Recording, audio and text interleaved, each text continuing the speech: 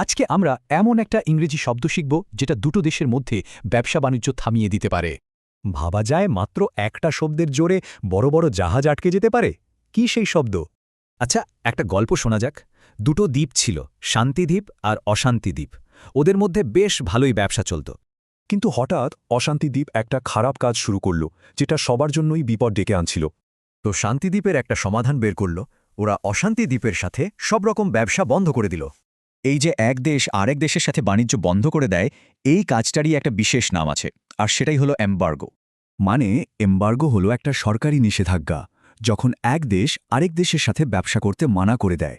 এর ফলে কি হলো দেখুন, এমবার্গোর আগে বাজার ভরা, মানুষ খুশি, আর পরে বাজার খালি, সবার মুখ ভার। এটা তো গেল গল্পের কথা, কিন্তু বাস্তবেও দেশগুলো ঠিক এভাবেই এমবার্গো ব্যবহার করে। কেন করে? আসলে রাজনীতি, ব্যবসা বা আন্তর্জাতিক সম্পর্কের ক্ষেত্রে চাপ দেওয়ার জন্যই এটা করা হয়। আচ্ছা, এবার চলুন দেখি ইংরেজিতে এমবার্গো শব্দটা বাক্যে কিভাবে ব্যবহার করা হয়। এই বাক্যের মানে হল একটা দেশকে নিয়ম মানতে বাধ্য করার জন্য রপ্তানির ওপর নিষেধাজ্ঞা দেওয়া হয়েছে। আর এখানে বলা হচ্ছে এমবার্গোর কারণে একটা কোম্পানি জরুরি জিনিসপত্র পাচ্ছিল না, মানে ঘাটতি দেখা দিয়েছিল। এই বাক্যে দেখুন, অস্ত্র কেনাবেচার ওপর নিষেধাজ্ঞা দেওয়া হয়েছে, যাতে ওই অঞ্চলে শান্তি ফিরে আসে।